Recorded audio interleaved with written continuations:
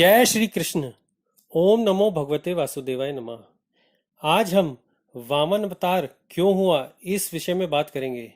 एक समय जब इंद्र ने राजा बलि को मारकर उसके राज्य को जीत लिया तो गुरु शुक्राचार्य जी ने संजीवनी विद्या से बलि को फिर जीवित कर दिया।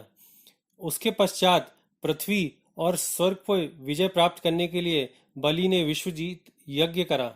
और फिर एक दिन शुक्राचार्य ने कहा, बलि स्वर्ग पर चढ़ाई कर दो, तुम्हें विजयश्री प्राप्त होगी। बलि महाराज ने सेना के साथ स्वर्ग पर चढ़ाई कर दी। स्वर्ग ही नहीं, बलि ने त्रिलोकी को अपने कब्जे में ले लिया।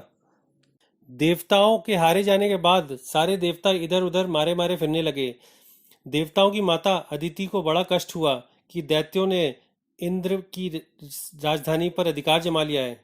अदिति को उदास देखकर उनके पति कश्यप जी ने बोला कि तुम इतना उदास क्यों हो।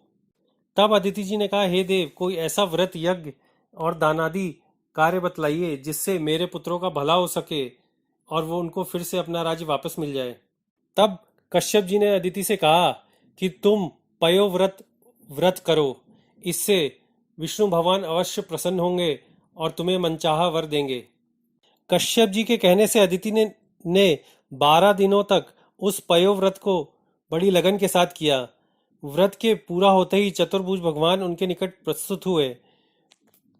भगवान बोले, हे देव माता, आप चाहती हैं कि तुम्हारे पुत्रों का जो राज दैत्यों ने जबरदस्ती छीन लिया है वह फिर से उन्हें वापस मिले, और इसके लिए जो तुमने पयोव्रत व्रत करा है और मुझे प्रसन्न किया है, मैं तुम्हारे मनोरथ को पूरा करूंगा और इसके लिए मैं तुम्हारी कोख से अवतार लेकर तुम्हारे पुत्रों की रक्षा करूंगा। ऐसा कहकर भगवान वहीं अंतर्धान हो गए।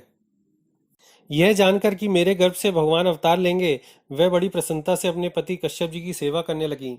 समय पूर्ण होते ही भगवान ने अवतार ग्रहण किया। भादो महीने के शुक्ल पक्ष की द्वादशी तिथि के दिन ठीक 12 बजे भगवान श्री नारायण देवताओं की कार्य सिद्धि के लिए माता अदिति के महल में प्रकट हो गए। श्री वामन भगवान की जय। इधर प्रभु वामन जी की झांकी थी। छोटे छोटे चरण, छोटे छोटे हाथ, छोटा सा मुखारविंद, शंख जैसी ग्रीवा, मुट्ठी भर की कमर, बटुए जैसा मुंह, बहुत ही सुंदर झांकी भगवान की। देवताओं ने मिलकर वामन भगवान का स्वागत किया। वामन भगवान के दर्शन कर समस्त देवता गदगद हो गए। माता अदिति ने भगवान को कोपिन पहनाई। बृहस्पति जी ने आकर वामन प्रभु को जनेऊ धारण करवाया। दिशाओं के स्वामी जगतपति ने को छत्र समर्पित किया। ब्रह्मा जी ने भगवान को कमंडल दिया। सप्त ऋषियों ने भगवान को कुशा समर्पित किया और खड़ाऊ चरणों में समर्पित की। तो आप जान गए होंगे कि इस प्रकार वामन भगवान का जन्म हुआ। आशा करते हैं आपको ये प्रसंग अच्छा लगा होगा। कृपया लाइक, शेयर और सब्सक्राइब करना ना भूलें। जय